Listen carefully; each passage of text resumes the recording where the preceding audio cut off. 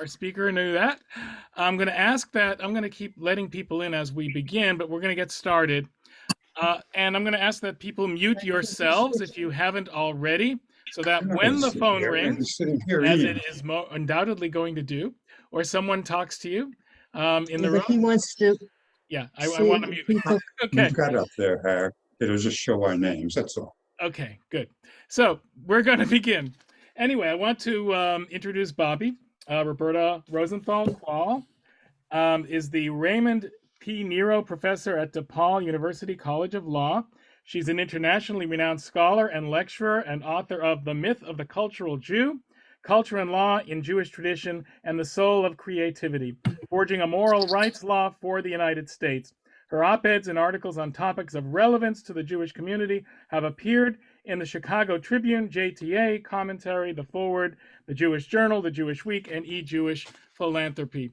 And I'm holding up a copy of the hardcover copy of her book, Remixed Judaism. I believe the paperback is coming out really soon. Just came out. It just came out. Are we like the first group that you're speaking to after the launch? So we like the book launching celebration of your during my book launch week. I've been doing a lot. It came out March 1st. So yeah, this is like part of my launch. We have more. So. Okay. Once again, please mute yourselves. We now see the product of my not having pre-muted everyone. In fact, I'm going to mute all, if you don't mind, and then I'll unmute. And Roberta, you'll need to unmute yourself. That's for me. Okay, good. So can you unmute yourself? I did. Okay, great. So why don't you begin? And then as people have questions, please put them into the chat and I'll incorporate them into the Q&A that we're going to have afterwards. But I'll just say that this book is really right on target. In fact, it's so on target that it reflects much of the thinking that we in our congregation have been doing about Jewish ritual over the years. So it really, really hit home, but just beautifully written and researched. So Roberta, go ahead. Thank you. Well, first of all, I want to thank Rabbi Hammerman for inviting me to come speak to you and share. And I want to thank all of you for sharing the evening with me. There's even a friend of mine on here from Chicago. Sheila Small is here. So this is just really a lovely event. And yes, the paperback version of Remixed Judaism. This is what the paperback looks like. And it's the really nice thing about the paperback. There's two great things about it. Number one, I wrote a new preface for it to take into account some things that I'll talk about during this evening. And it's also like a lot cheaper than the hard copy. So that part of it is nice as well. But before I forget, I do want to mention that if any of you are interested in purchasing the book, I know the rabbi is going to put the link to the Amazon link in the chat, but I also have book plates that I can send, personalize and send along with bookmarks. So if anybody is interested in that, maybe let the rabbi know or the office know, and they can get a list to me, and I'll be happy to send personalized book plates and bookmarks to whomever might like one of those. So I wanted to make sure to mention that. All right, so I am a law professor. I teach at a school called DePaul University College of Law, which happens to be a Catholic law school, Catholic with kind of a small c. But last I checked, Jewish law, Jewish culture, it's not on the bar exam, right? So a lot of people are like, whoa, this is kind of unusual because how did you get from teaching property and intellectual property, to writing about Jewish law, Jewish culture, and now American Judaism? Like, where's the connection? So I always really enjoy hearing about the backstory of a book. So what I'd like to do is begin with the backstory so you can understand why I chose to write Remixed Judaism in particular and what that process, what that trajectory was. And then I want to tell you a little bit about what my vision is of Remixed Judaism, what the elements are, give you some examples, maybe read a passage or two from the book to give you a flavor of it. And then what I really would most like to do is open it up for questions and comments so we can use the second half of our hour to have what I hope will be a really good discussion. And it's wonderful to have this group together. So I'm just very excited to begin and to meet all of you. So as I said, I actually have the first part of my legal career. I spent writing a lot about copyright law, and copyright law protects works of authorship, art, literature, music, etc.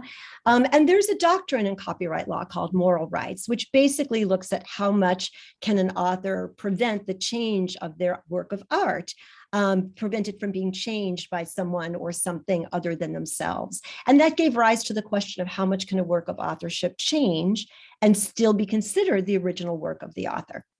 That doctrine is called the moral rights doctrine. The Solo Creativity, which the rabbi mentioned, is a book that I wrote about that. I wrote tons of law review articles about that. And one day I woke up and I had this eureka moment, right? And since I write a lot about human creativity, that eureka moment is something that I've also written about, like why humans create and how they create. And I realized that you could ask that same question about Jewish tradition. How much, in other words, can Jewish tradition change and still be Jewish tradition? So I thought, wow, this would be an amazing thing to really look at and write about and think about. So I decided to make some calls to some presses because I wanted to write a book on this topic. I was really fascinated by that. And I actually was able to get on the phone an editor at Oxford Press. You can't do that anymore. Nobody picks up the phone. But, back in 2007, you could actually get somebody to pick up the phone. And he was not Jewish, but I explained what I wanted to do. And he said, that sounds wonderful. That sounds great. He said, write it up, send a proposal, send us a sample chapter, which I laughed because I really didn't have that available. Anyway, short is they gave me the book contract. And I said, it's going to take me 7 years to write this book, however, because I need to learn a lot more about Jewish law than I currently know. I mean, I majored in religion. I had a basic background. I've always done some studying, but I really, needed some major gaps of my knowledge Judaically to be filled in. And I thought I would actually go to get a master's degree in Jewish studies. And that would be part of my trajectory for writing this book. They actually said, okay. And I actually turned that manuscript in 7 years, literally almost to the day I signed my contract. But during that time, I actually went to an institution here in Chicago, got a master's degree. And what the myth of the cultural Jew, which came out of that, is really about how Jewish law, how halakha has been shaped by culture, the cultures in which the Jews have lived for millennia, as well as the cultures of the Jew. And really, it's a book about legal process, Jewish legal process. It's about how Jewish law has been shaped by culture and how culture has been shaped by law. And that's really how I teach secular law at DePaul. I don't believe the law just dropped down from the sky, but it's been created by humans in response to the human condition. Law is a human construct. So the myth of the cultural Jew is really a whole history of halakha, beginning with Torah and ending with the last chapter being about American Judaism.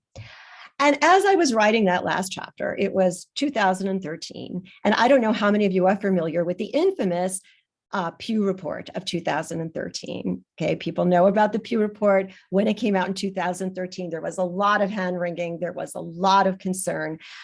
Because really what the Pew Report of 2013 showed is that the number of Jews who consider themselves Jews by religion, okay, in other words, religiously Jewish, I don't mean religious, but that when you say what's your religion, they'll say Jewish, actually is shrinking. And we have a growing number of what we call the nuns. I don't mean the women that wear the habits. I mean the nuns, the N-O-N-E-S. And that was a shock. That was a shock to me. And I really wanted to write. I wanted to take my theoretical work in the myth of the cultural Jew that looked at law and culture as intertwined. And I wanted to make it into a practical book that was written for a wide audience about how liberally religious Jews can manage this law culture divide and preserve Jewish tradition outside of strict observance of Jewish law by dotting the I's and crossing the T's. And so I knew when I was finishing up the myth of the cultural Jew, I knew that my next book was going to be Remixed Judaism. By the way, the title Remixed Judaism, I took that from my IP world because remixed culture is very much a part of what people who do intellectual property write about. Things are kind of changed and mashed together and reappropriated, and it's very much part of the discourse of intellectual property scholarship. And I used that title really to describe what I was talking about Jewishly. So as after the Remixed Judaism initially came out in 2020, as I said, right after, right before, COVID actually launched a week or two before. And then my publisher was actually, they told me they would do a paperback version of the book because they thought it sold well and they liked that. And I was like, very grateful. But then lo and behold, what happened was that the Pew 2020 report came out, and it came out just in time for me to write a brand new preface for the paperback edition, which is updated and has this brand new preface. And what we've learned from the 2020 Pew report is that the trends that we saw emerging in 2013 when it came to American Judaism are more exacerbated. And I think that though there are some positive trends you can identify out of Pew, there's a lot of trends that we need to be concerned about. There's a lot of things that we need to be thinking about, not, all religiously liberal Jews. And I define that term, by the way, as anything from the conservative movement all the way over to the left, including Jews who of course are unaffiliated. So that's my definition of religiously liberal Jews. And I use that term a lot, both in the book and I will tonight as well. And that's who I'm talking about. These are people that they vary in terms of their religious observance, but by and large, they're not living completely within the system of Jewish law. Okay, so one of the things that we saw in Pew 2020 is that among younger people, the youngest cohort that Pew examined, these are adults between the ages of 18 to 29, we saw an even more decreasing elevation of interest in Judaism, of interest in Jewish practice, so that where we're really headed, and Pew 2013 indicated this as well, is we're headed, at least in the United States. Israel's a little bit different. We can talk about Israel during the Q&A if anyone would like, but here in the US, we're heading to an increasingly polarized global American Jewish community with a sector that is growing, that is becoming more and more religious, right? And that's the Orthodox, and the religiously liberal circle of Jews are really becoming less and less attached to Jewish tradition and to Jewish thinking, and I believe that is a problem, and so I wrote Remixed Judaism, both the first edition and the paperback edition, because I really feel it would be such a shame to lose that beauty of Jewish tradition about which I am so passionate. And it would be such a shame to see that continue to dwindle with each of the generations. So I'd like to start by reading. I tell a lot of stories in Remixed Judaism. Some of the stories are Torah stories from the Torah. A lot of them are Talmudic Agadah, narrative from the Talmud. And then, of course, stories from the Jewish media, some autobiographical stories as well. But what I'd like to begin by reading is actually Talmudic Agadah. It's from the tractate Ta'anit. When I use Agadah in Remixed Judaism, it's really important to me to engage my audience with the actual language of the rabbis who crafted the Talmud and redacted the Talmud. And so I don't summarize passages in my own words. I actually do an English translation of what is mostly the Aramaic. And so this particular narrative, I think, really encapsulates the reason for and the purpose of Remixed Judaism, although, of course, it doesn't refer to it in those terms. All right, so this narrative is about someone who's known in a lot of Talmudic Agadah. His name is Honi. He's otherwise known as the circle maker. All right, and so this is about Honi, not in his circle making capacity, but in a different capacity. So one day Honi was journeying on the road and he saw a man planting a carob tree. He asked him, "How long does it take for this tree to bear fruit?" The man replied, 70 years. He then further asked him, "Are you certain you will live for another 70 years? And the man replied, "I found ready-grown carob trees in this world. As my forefathers planted these for me, so too do I plant them for my children." Honi sat down to have a meal, and sleep overcame him. As he slept, a rocky formation enclosed upon him and hid him from sight, and he continued to sleep for another 70 years. This is Talmudic Agadah, so you need to take the timing with a bit of a grain of salt, of course.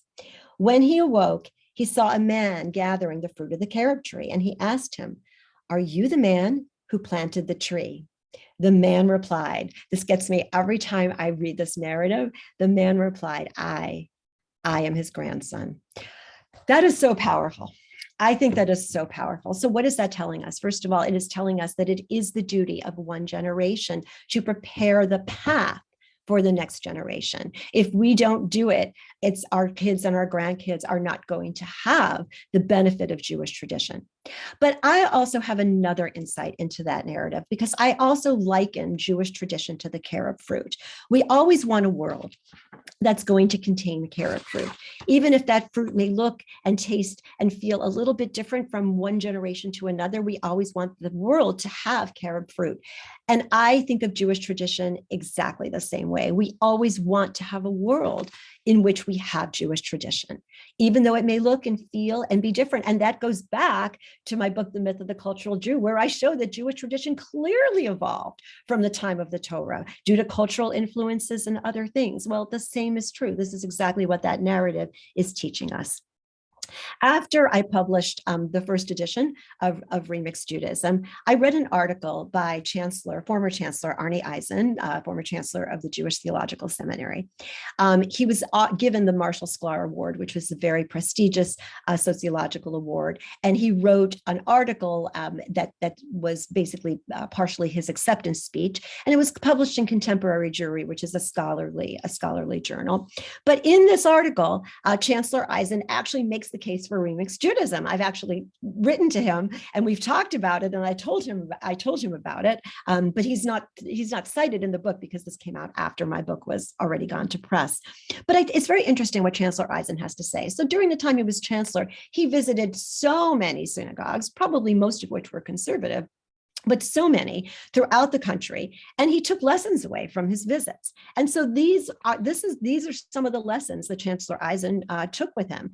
And I am now quoting from his article. He said that based on his perception, rabbis, congregants, and their neighbors do not literally believe the words they utter in prayer or the explanations attached to the rituals that they perform, but they still find great meaning in the prayers and the rituals, even though they don't quite believe exactly what they're saying.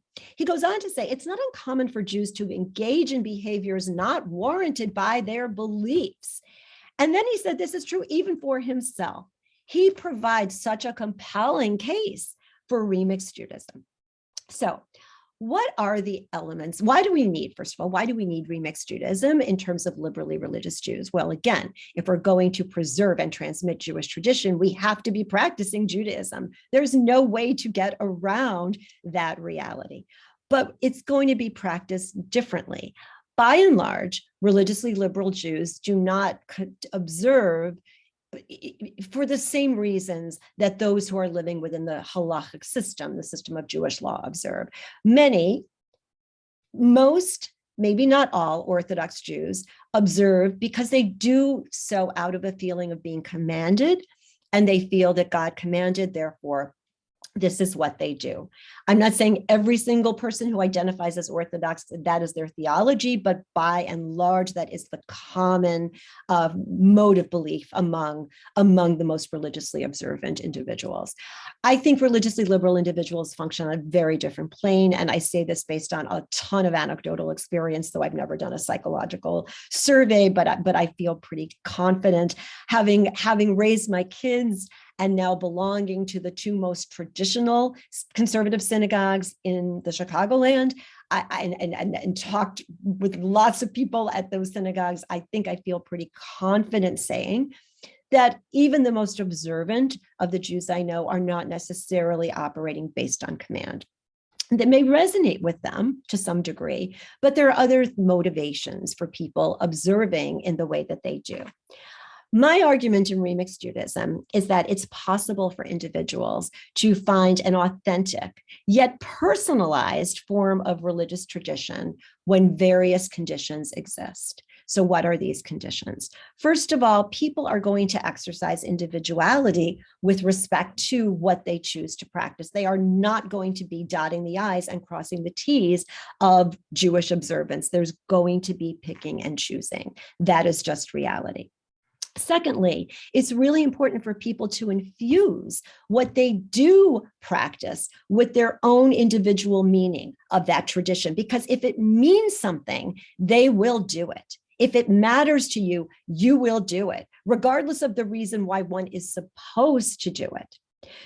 Thirdly, and this is so critical when you're talking about transmission of the tradition, is consistency. You need to consistently be performing what you are doing in order to create that pattern of observance. And it also has to be observed in a way that taps into the authenticity of the tradition. Now, this is where a lot of people say, well, who's to decide what's authentic? You can't make that judgment. No, of course I can't make that judgment. But I think over time, Jewish tradition has evolved with a general sense of what is within the scope of authenticity and what isn't in the scope of authenticity. And surely some Jews, sort of, go in and out perhaps of authenticity. But again, if the goal is to transmit Jewish tradition, it has to be seen as something that is rooted, based on in Jewish tradition. Two other elements I think are important. One is respect for the tradition. Even if you are not completely observing that tradition, if you're hoping to transmit that down the line, you have to be seen as someone who reveres the tradition, even if you're not completely in compliance with it, because kids are smart and they can tell immediately whether that is true or not. And then lastly, it is so important, particularly if you're interested in transmission, to be thinking about the joy of Judaism. There's so much joy in Jewish tradition, and there's a lot of do-nots in Jewish tradition. But I think about this a lot more now than I did when I was even raising my girls. But whenever I'm tempted, when I'm talking to one of my daughters has a child, and whenever I'm with him, I'm often with him a lot on Shabbat. I'm very careful. Like if he asks to hear a song on my iPhone, and I don't use my iPhone on Shabbat, but I'll say, well, Dee Dee doesn't really keep her iPhone on because it's Shabbat, but it's Shabbat and it's so special. And let's talk about the special things we can do that are so much fun on Shabbat. And I really try to rewire that conversation. I wasn't as good about that when I was a mom raising 3 kids and trying to work full time, but I have a little more latitude now to be able to concentrate on focusing on the joy, because I think that's really important. So I want to give some examples of remixed Judaism to concretize these elements. So one example, this is not in the book either. It actually happened after the book went to press, but I have 3 daughters. They're all now married. And one of them at the time, she was engaged, and she called me up one day and she said, Mom, I have to tell you something. Jeremy, that was her fiance, now husband. She said, Jeremy is no longer eating pork. And I'm like, thank you, God. This was like the best news, because all I could think about are my grandchildren someday not growing up in a pork environment, which was like the best news she could have given me. So I said, Rachel, this is wonderful. This is great. Let me ask you a question. Does he want to connect more with his Jewish tradition? And she says to me, no, not at all. I said, okay. So I said, so what's motivating this? And she said, well, he feels badly for the animals. I said, oh, okay, well, that makes sense. But then I realized that he loves beef and hamburgers in particular. And I said, so is he becoming a vegetarian? She asked very hopefully. And my daughter said, no, not at all. Of course, he's still eating beef. I said, I don't understand, honey. And she said, well, Mom. And then she got very exasperated. She goes, don't you know, the pigs, they're treated just so much worse than the cows are treated. And I burst out laughing because it was just so funny. And of course, I'd never thought about it in those terms. But, the thing of it is that I have a chapter on food and remixed Judaism. And in that chapter, I talk about many different motivations for keeping kosher. And animal welfare is one of the big ones that's been written about a lot, in addition to health, in addition to worker welfare, all kinds of motivations for people keeping some or all of the traditions of kashrut. So I thought that was really telling. And I said to her, well, that's okay. She goes, but he's doing it for the wrong reason. And I said to my daughter, there is no wrong reason. The fact is he's doing it. And that can be an interesting conversation when you one day have children, and you can have these conversations, and you can explain why daddy does what he does, and etc. So it gave rise to a very interesting conversation. But that's remixed because the motivations are clearly not the intended motivation, but that's okay, especially if it's done consistently. Another example of remixed Judaism often has to do with lighting Shabbat candles and what time you light them. So my girls have all asked me this. I get asked this a lot, actually, and I'm not a rabbi, so I don't have to adhere to standards that the Conservative Movements Committee on Jewish Law and Standards, may set. And I myself do light my candles, before sundown. However, when my daughters ask this question, or anybody else, my first question to them is, well, do you believe it's wrong to strike a match on Shabbat? Because after all, creating fire is one of the few biblically prohibited activities that the Torah designates as being forbidden to do on Shabbat. The answer I always get when anyone asks me this is, of course, I don't believe that. And my answer is always, well, if you don't believe that, then I think you should light your candles whenever you can, whenever you want to start Shabbat, because you're still designating sacred time and sacred space for your family. But that is a remix, because that is not the halacha. You are celebrating Shabbat, but you're celebrating it actually sort of in violation of Shabbat, right? So there are people that would have problems with that particular approach. But again, I think when you're dealing with religiously liberal Jews for whom that biblical command may not necessarily resonate in the way it would with more observant Jews, I think you need to still light your Shabbat candles, because that's how you're teaching your family that this is Shabbat and you're welcoming Shabbat into your home. I mentioned before that I thought respect for the tradition is really just such an important element. And so I do want to sort of illustrate that concept of respect for the tradition with one of the narratives in my book. And this one is autobiographical, actually. This one is a part of my story, but it really indicates what I think is also an essential element in terms of, again, that transmission piece and that respectful piece. I vividly recall, this is also actually in the food chapter, I vividly recall a story my father, who had been raised in a very Orthodox home, often shared with me as I was growing up. There was a treif, non-kosher hot dog stand near his elementary school that he's always found very tempting. One day he just gave in and bought a hot dog on his way home from school. But that particular day, his mother fixed him cottage cheese, bananas, and sour cream. I think that's more of an East Coast delicacy. I've not seen it too often out here in Chicago. But he had no choice but to eat that, because he didn't want to tell her he had eaten the non-kosher hot dog. So my father's first infraction of the dietary laws not only involved eating non-kosher meat, but also mixing meat and milk by consuming dairy too soon after the meat. Now, he was probably about 7 or 8 at the time. And by the time I was old enough to hear and understand the story, it was at least 35 years later. His recollection of the guilt he felt was still palpable, and he was able to very clearly communicate that guilt to me. Now, this story is all the more interesting because at that time, our home was not exactly kosher, but more kosher style, and my father was not particularly strict about observing the dietary laws. This story was probably my first introduction to kashrut. It was how I learned first that certain meats are not kosher and that mixing meat and milk is prohibited. I also learned, even if not on a conscious level, that these rules represented a fundamental part of what it means to be Jewish. Even though my father was not keeping kosher when he recounted this narrative to me, he was very clear about how important being Jewish was to him, and that therefore it should also be important to me. Although I cannot say for sure whether hearing this story repeatedly during my childhood was a factor in my decision to begin keeping kosher before my bat mitzvah, I do think that it played a part. I want to just briefly share with you what topics I cover in Remixed Judaism, because I had to do a lot of picking and choosing in order to select the topics that are the most powerful. And then I want to close with one more example of Remix and then throw it out for questions and comments. So of course, my first chapter is one after the introduction is one on Shabbat and holidays. And I talk about how Remix can be accommodated in mainly on Shabbat, but also for some of our, of course, holidays as well. And then the chapter on food.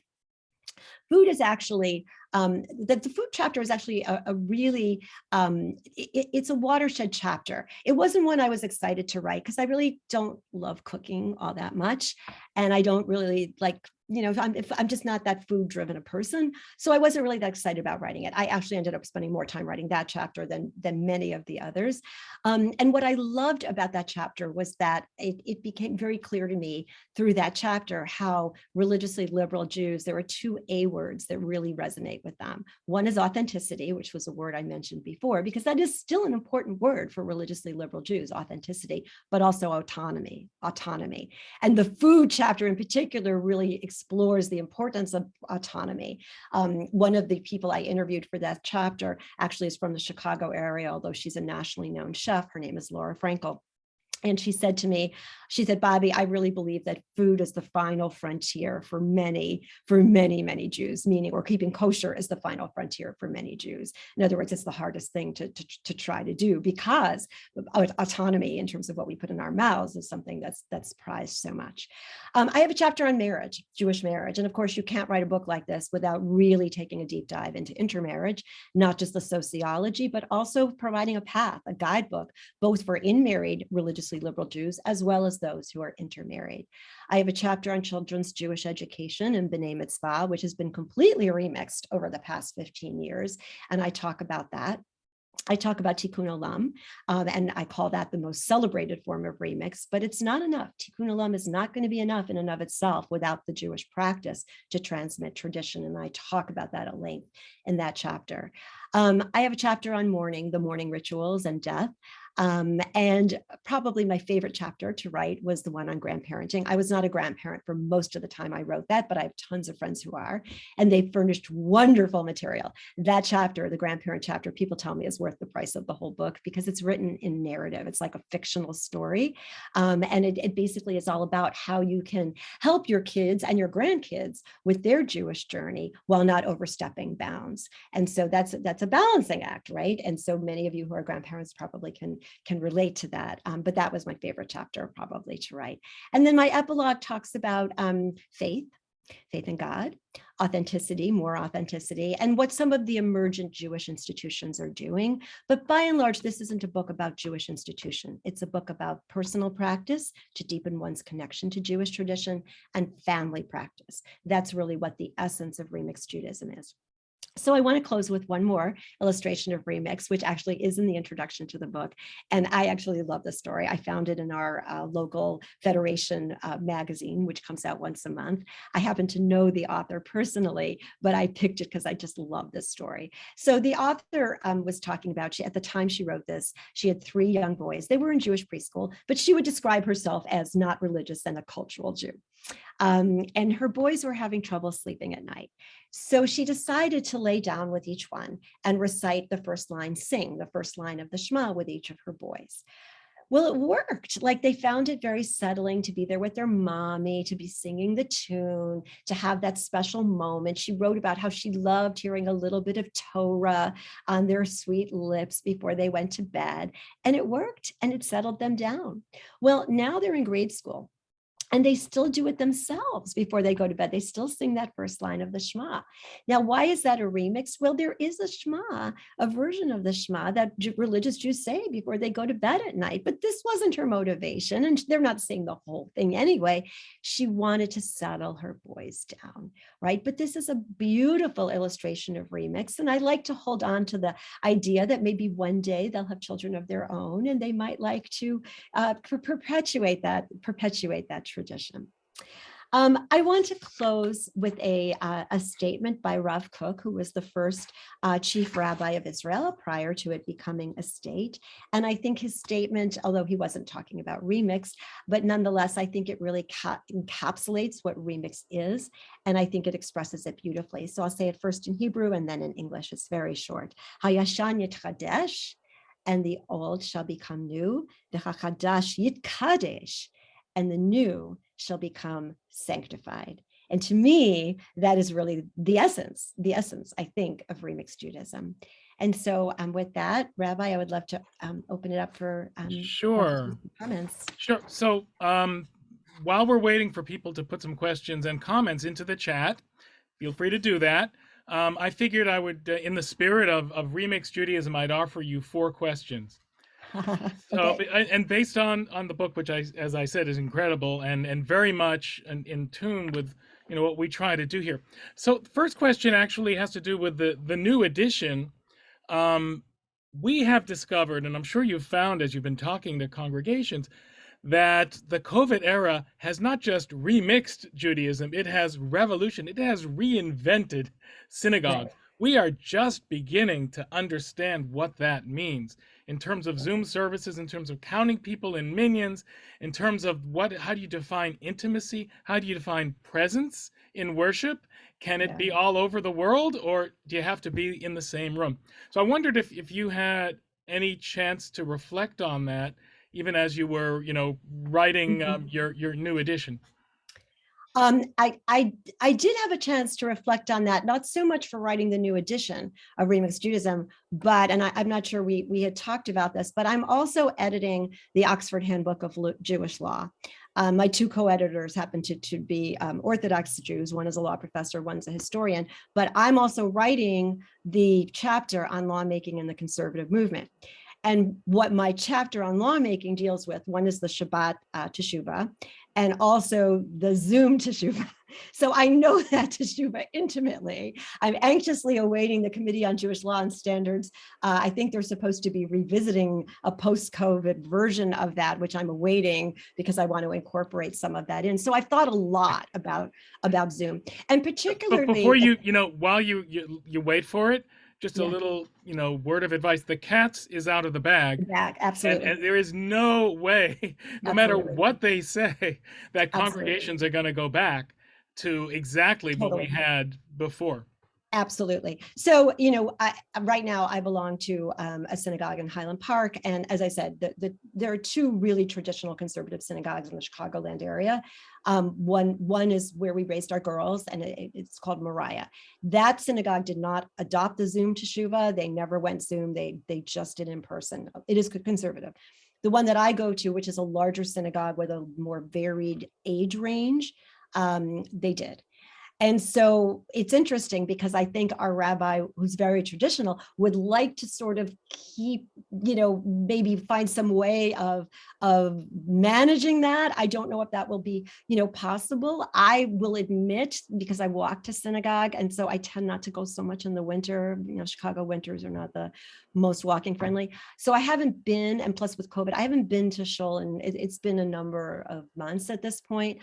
But I know that it's not the same. I know that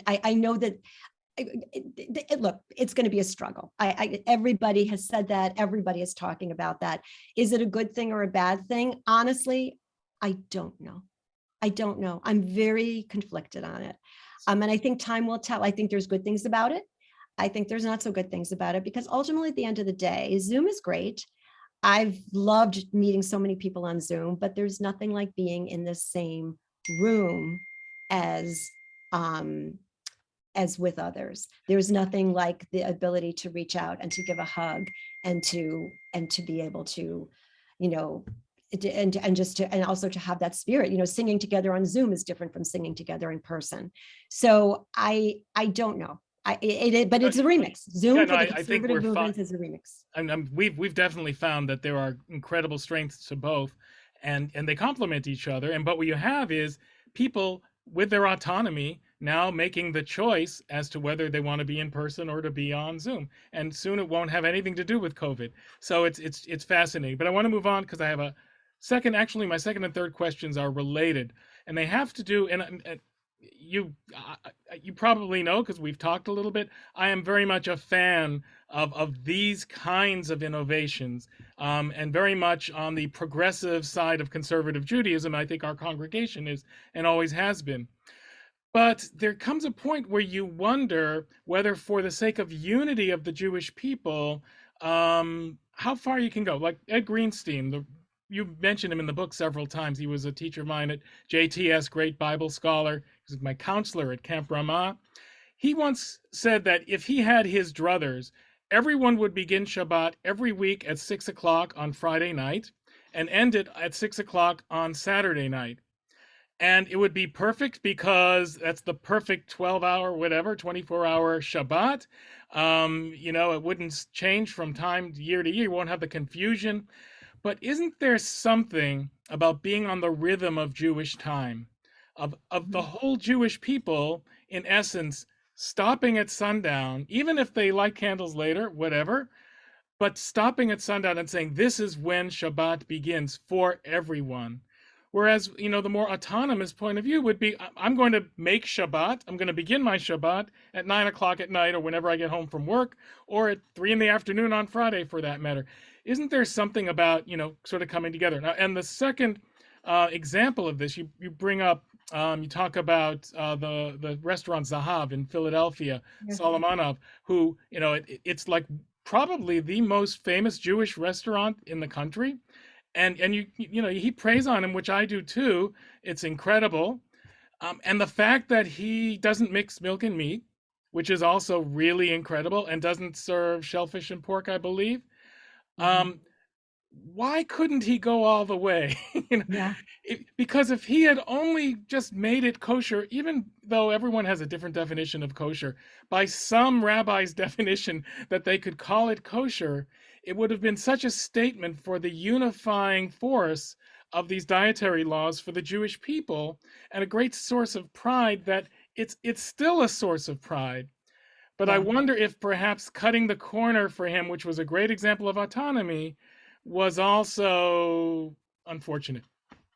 So those are two great questions, and I'll try to respond to both of them briefly. On the Shabbat, standardization of the 24 hours, or what have you.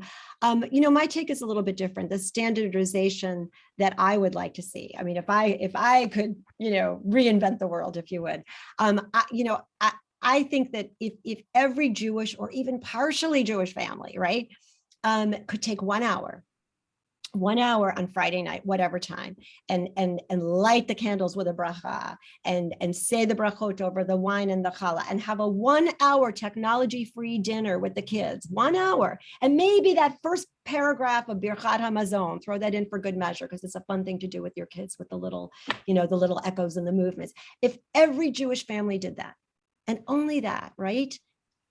Outside of high holidays, Hanukkah, Passover, whatever, the Pew Report would look so different. It would look completely different. It would revolutionize things. So that's, like, to me, that would be the standardization I would like to see. I don't think it's realistic, but that's what I would love, people to be contemplating, because that's the consistency. That's how you can transmit the tradition. On Zahav and the kashrut thing, it's interesting. Yes, I agree with you. I wish it were kosher. I've never been, but I wish it were kosher. The thing about keeping kosher, as I'm sure everyone knows, is that there's so many different standards. There's so many different types of hechshers. There's so many different kinds of community standards. And so I don't think the mechanics of kosher would ever be something that there'd be like unanimity on. And even if he were, as you said, to have the kind of standard where, some rabbi could give it a hechsher, I don't think that would do anything for Jewish unity, because the more traditional people still wouldn't eat there, right? We have in my town where I live, we have a very successful long-term, it's a kosher grill, right? And it's not hechshered by the CRC, which is our certifying organization for most of what goes on in Chicago. It's certified, I think, by a very traditional rabbi. Okay, at least that's what I've been told, but it's not CRC. So most Orthodox people won't eat there, right?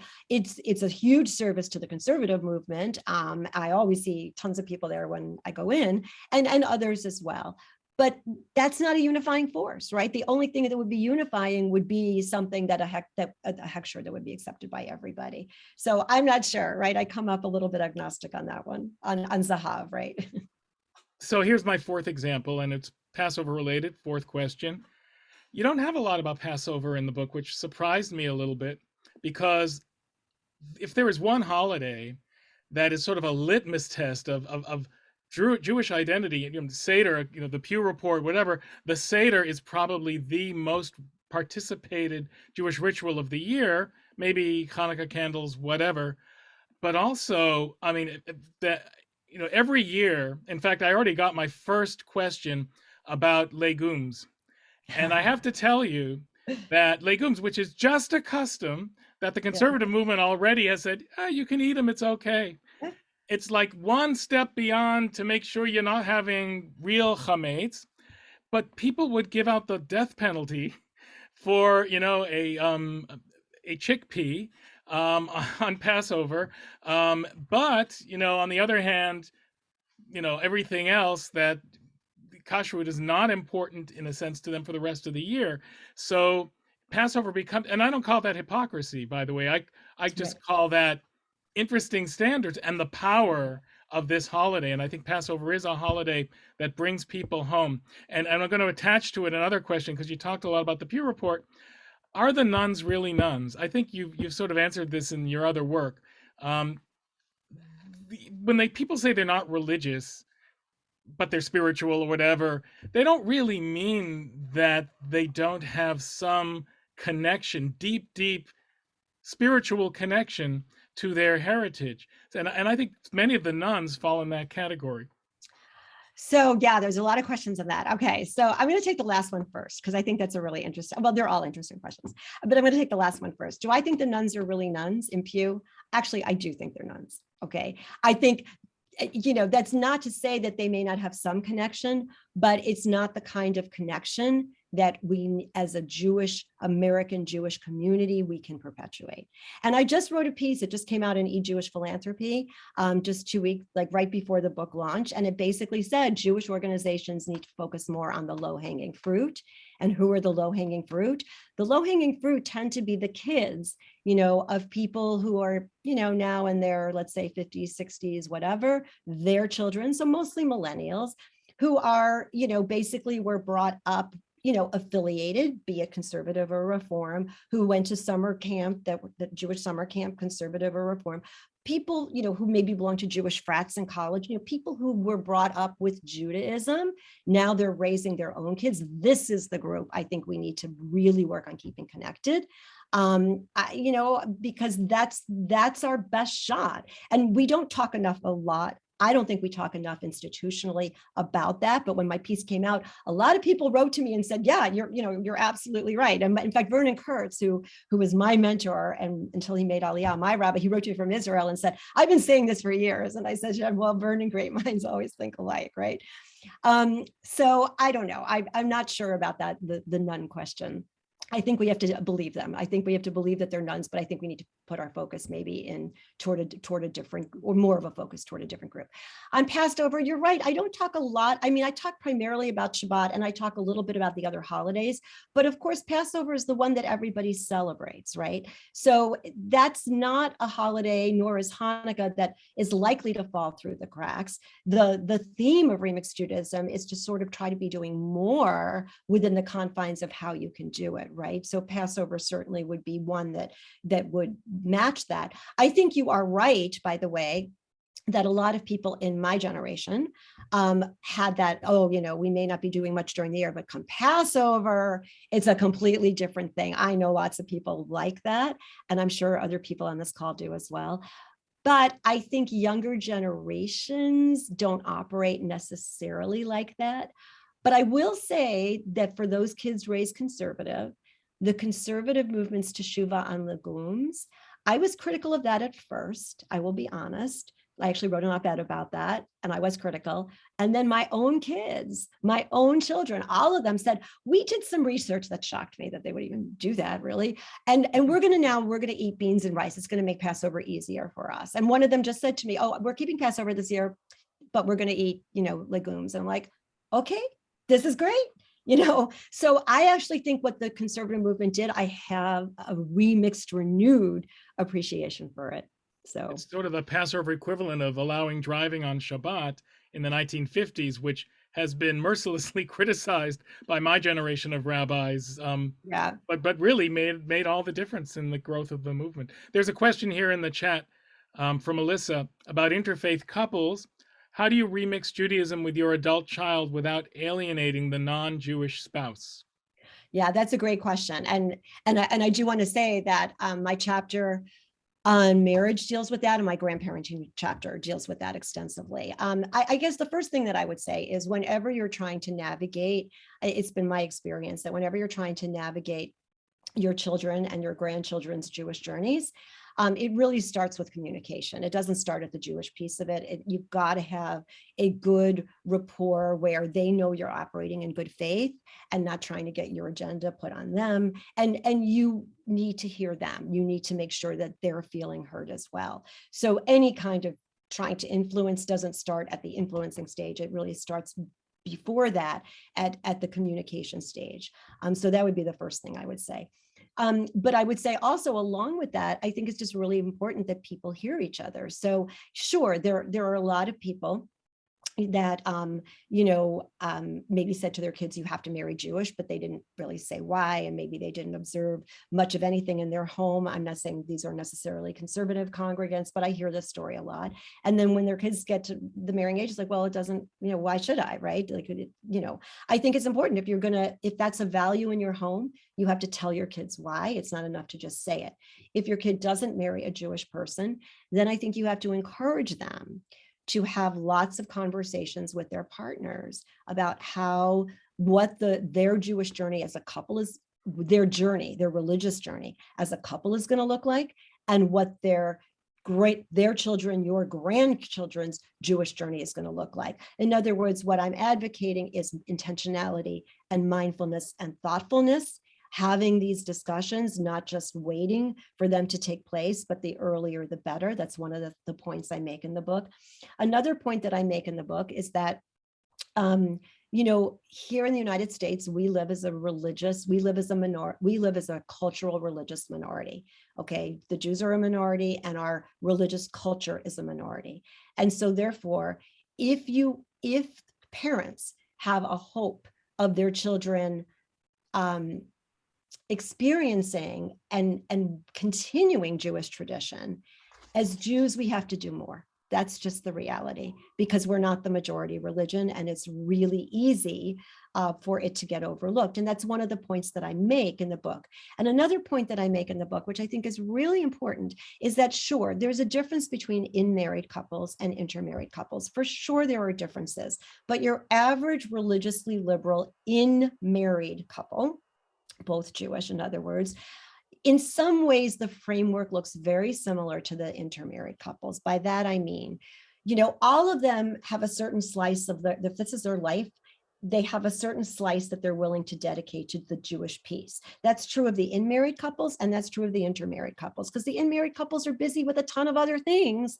On Saturday mornings, it's soccer, it's ballet, it's this, it's music, it's this, it's that. They're not necessarily thinking that the Jewish piece is the predominant piece, even though they both may be low-hanging fruit, right? And so the goal for both intermarried and in-married couples is to make that Jewish piece of their life pie larger and more meaningful. And I think that's really what it's about for all younger couples who are raising their families. So that would be a short answer to that question. Thanks. I'm waiting. If there are any other questions, please put them in the chat, or you can raise your hand electronically. I can't see the actual hand that's going up right now, but if you want to do that, I'll definitely call on you. All right, so a couple of other things. Let's see. The closed captioning is fascinating. I said sometimes they can't get Hebrew words right. So when you said halacha, it said, well, now it's saying ha ha, which I think my seminary teachers might not appreciate. But it said Holocaust before. Oh gosh. So wow. I'm wondering. Actually, it's not even in your index. So I know you want Jewish and joyish, Jewish and joy, but is there a deliberate attempt to sort of bypass the Holocaust here? No, not at all. There's no deliberate attempt to bypass the Holocaust. I deal with the Holocaust extensively in the Myth of the Cultural Jew. And the reason I don't, you're right. I mean, I think it may be discussed in the introduction a little bit, but I can't, again, I believe that it's not in the index. So that's an interesting point. I think the Holocaust, of course, it is so important, but as the preeminent sociologist Charles Liebman, Jewish sociologist Charles Liebman said, we can't maintain continuity based on an ideology of affliction, right? And he wrote extensively about this, and I talked about this in the Myth of the Cultural Jew. And unfortunately, at the time I wrote the Myth of the Cultural Jew, I remember very specifically in the chapter I initially sent to the publisher, I said, well, anti-Semitism isn't a concern here in the United States. That again was 2013. By the time my page proofs came back in 2014 and I was like doing the final edits, I couldn't say that anymore. The world, things had changed. Now we don't even need to talk about it. So anti-Semitism and the Holocaust both together, has the impact of unifying Jews. And we see what's going on in the Ukraine now as being a huge unifying force among American and world Jewry. But that's different from the practice of the tradition and the practice of the ritual, right? And so again, the same is true, with Tikkun Olam as well. If there's no practice of the tradition and the ritual, if that gets left by the wayside, that doesn't portend well for the continuity of Jewish tradition. Okay, thanks. There's a question in the chat, and also Mia has her hand up. So why don't we go with Mia first? Thank you, Rabbi. So I know that you have a chapter in your book on prayer, or a discussion about prayer. You talk about prayer in the book. And I know that one of the challenges of a synagogue, particularly versus other Jewish institutions, is, attracting our congregants to services, particularly the younger, the younger cohort that we're talking about tonight. And I know our synagogue has really put a lot of attention to this, and we've introduced the joyfulness of prayer, particularly through music. It's been a very big focus, and I think a very successful focus for our synagogue, and it has, definitely, COVID aside, actually even more during COVID, certainly increased our attendance, particularly on Friday night, where music is really, central to praying. But I know that this younger cohort that we're talking about tonight a little bit, that one of the challenges is the Hebrew language, although a lot of prayer is not, modern Hebrew, but, let's just pretend it is Hebrew language, and that they don't necessarily understand what they're saying, and maybe they don't connect, et cetera, et cetera. And so I have two questions. One would be, I'd be curious to hear from you what a remix for that challenge would be, but also if we're going to, try and future think that we have to remix it in such a way that in order to connect with the younger cohort, maybe we turn away from the traditional prayers that we have in the language, in the Hebrew language. What's our expectation for synagogue services, 10 years from now, if we all of a sudden have generations who don't know how, really just don't know how to physically read the prayers or read from the Torah, because we've moved away from that education in order to connect them to services. Right.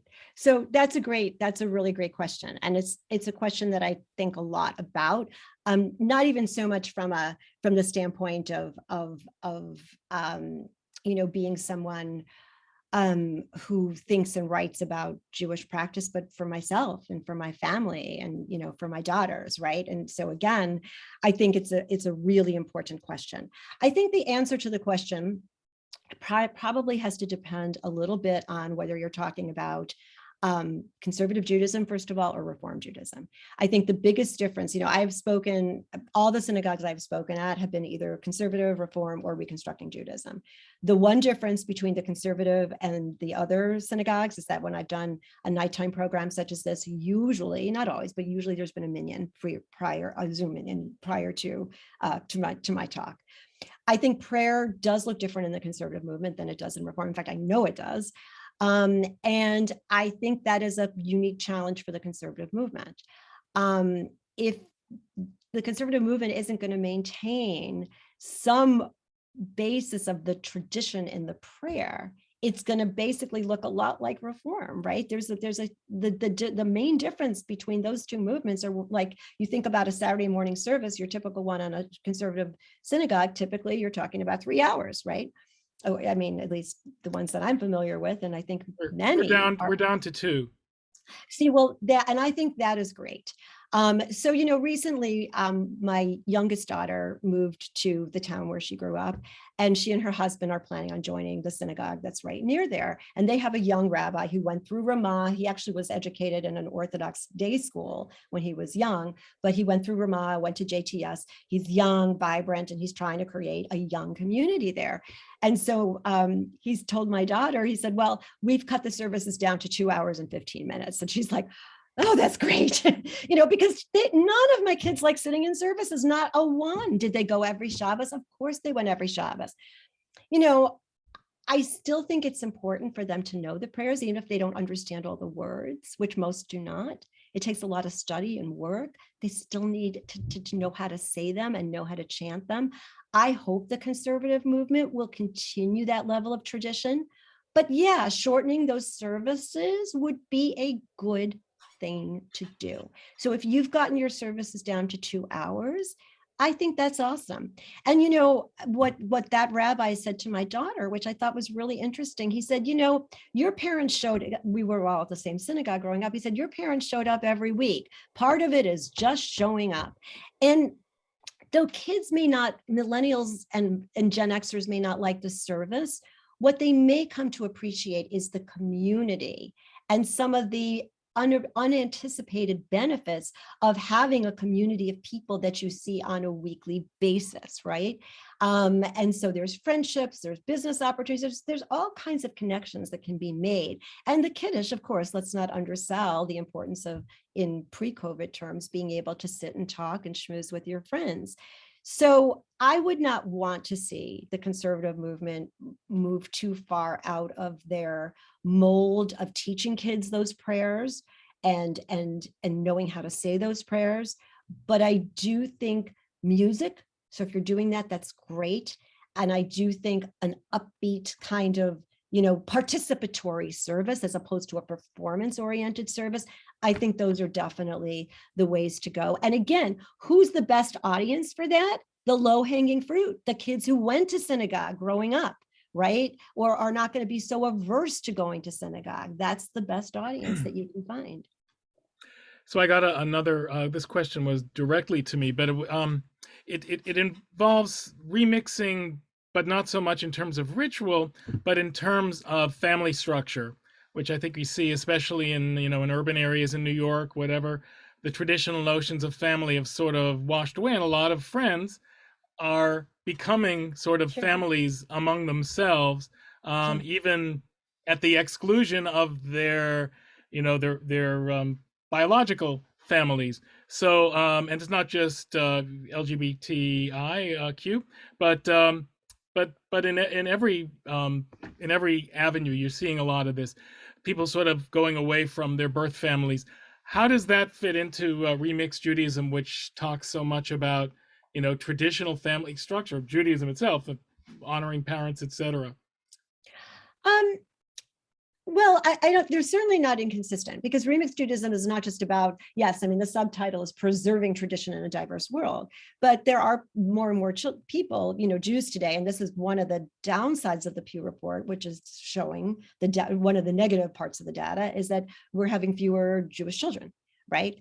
That's not a good thing, but that is our reality, right? So I think what you're talking about is for people who do not have children, for whatever reason it may be, there's still a benefit to their deepening their own connections with Jewish tradition, right? I mean, that to me, this book is about personal and family Jewish tradition. So I see no contradiction. I think, for a lot of people, their family, their birth family, their biological family, if you will, is not who they most connect to. It's their friends or whomever it may be. And if that's the case, what's important is that they have people in their lives that they love and that love them. It doesn't matter whether it's biology or not. I don't have, other than my kids and my husband, I don't have any biological family anymore. Like, I don't have siblings. My parents are both gone. I don't really have cousins. So I have no other than my kids. So I'm very comfortable with people having to create their own sense of family. And I think that's a positive. So I don't see any more questions right now. Maybe I'll ask one more just for fun. Sure. You talk a lot about Tikkun Olam in one chapter, which I found fascinating. And it's nothing that I haven't learned before, but the whole idea of how the concept has changed and evolved over time. But you have so much evolution going on. Is there anything from biblical Judaism that you would say is a core value or a core item that has stayed the same or essentially the same from biblical times to today? It's That's a great question. That's one I've never been asked, actually. So yeah, I should come back to you, Rabbi. I have to tell you, at this time of the year in particular, you talk about remix and you talk about prayer, just to go back for a minute. So my Shabbat routine has really, even before COVID, I can't even blame it's on COVID. Basically, I stay home, I read the Parsha in Hebrew, I take my time, I daven, and then I saunter over to my synagogue, like maybe 10:30, 10:45, just in time for the rabbi sermon and Musaf and the kids, right? So that's my personal thing. So I like to read the Torah really like as carefully as I can. And so this time of the year, I've become very intrigued, like with the sacrificial system and the pomp and the incense and the sacrifices. It's just sort of interesting to me. I can't explain why. But what I really think about when I think about that biblical notion of sacrifice, even going into the temple service, right, is that community. I like to envision like how people were relating to one another. I like to kind of think about that, not just to the priests and to Moshe and Aaron, but just to one another in these communal structures. And there's a lot of community, I think, that system is built around. And so to me, that's still what Judaism is. It's still a communal-based religion. And I think we see that from the inception of the community when God gives us the Torah and the people are there and they're together. And, there's that beautiful midrash that I think is in Parsha Nitzavim, where they say for the Jews that are here and those that are those that are to come. And so the community is not just in the space, but it's also a community in time. So I guess that would be my response. That's the continuity that I see in terms of the strand that stays the same. Okay, and just to give me a second to remind people to go buy your book, the link is in the chat. So I got another question that was just sent to me, and it really was about Israel. We haven't talked about Israel at all, and it isn't certainly a main component within the book, and it's really about American Jews, so I understand why.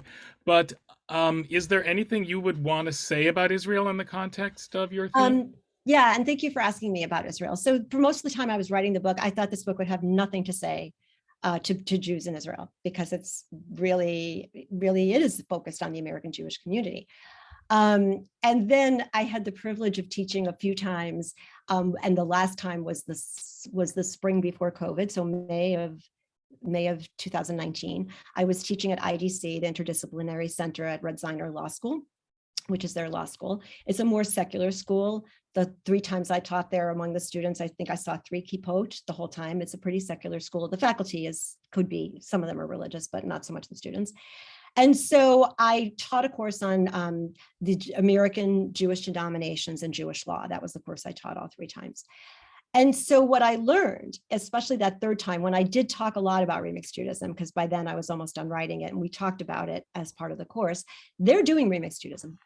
Israeli Jews, that is what they do. And that's even been substantiated by a book that was written by the journalist Shmuel Rosner and his partner Camille Fuchs. They wrote a book called Israeli Judaism. And what his deep dive into Israeli society's practice shows is that other than the Orthodox, and the religious Zionists, but the majority of Israeli Jews, whether they're traditional or something to the left, they're doing remix. But the difference is they're doing it in a Jewish society where the language is Hebrew, where the calendar is the Jewish calendar, where intermarriage is really not an issue for the vast majority of Israeli Jews, even though there was an article in the forward around Christmas time saying that there's some Jews are actually putting up Christmas trees in Israel or whatever. But again, that it's different from here. So yes, I think Remixed Judaism is exactly what Israeli Judaism is. That is what they're doing. But for them, it's organic. For us, we have to work at it because we don't live in a Jewish society. So. Well, thank you so much once Thank again. you. And anyway, if people have other questions or whatever, if you want to email me, I'll make sure to forward them along, and we'll keep this conversation going.